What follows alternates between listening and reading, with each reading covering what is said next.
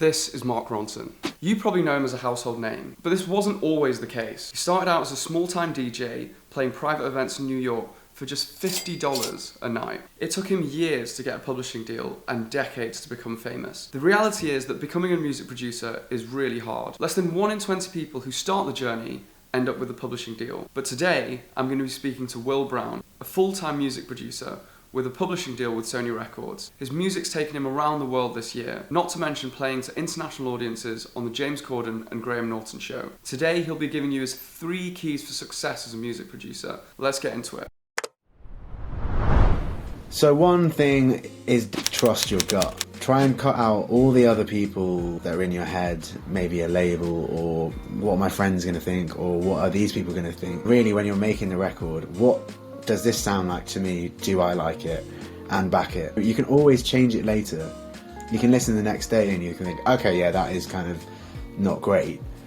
Doesn't matter. Start again, change it. I've gone through this process of getting really wrapped up in my ideas, and I think a lot of other creatives get that as well. And it's just about letting go and being like, you know what, I'm just going to trust myself. And then maybe it is, maybe it isn't, and that's fine. So the second point is really get clued up on the business side of things. It's easy to kind of get carried away with the fact of thinking, oh, I've made this record, I think it's great. I mean, it might be a great song, but if you don't place yourself in a business sense in a strong position with your deals, you might find 10 years down the line, you know, you don't own as much of the music as you thought you did.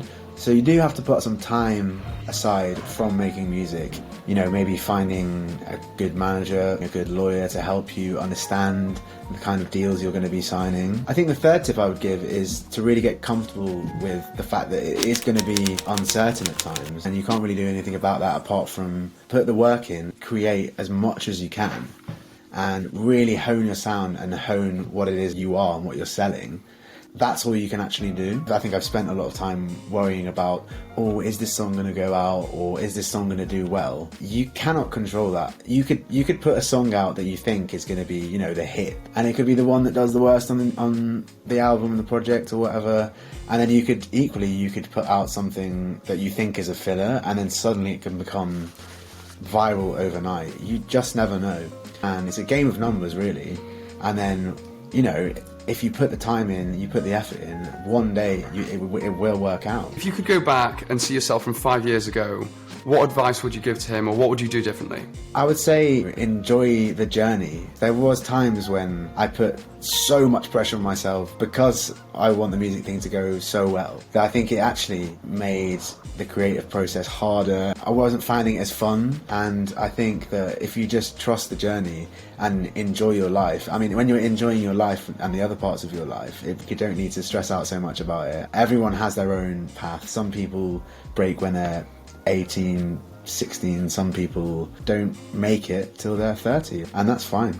If you enjoyed today's video and want to hear more from Will, make sure to watch this video where we get his views on the impact of Spotify on the music industry. If you have any more questions, feel free to leave them down below. Thanks for watching, and good night.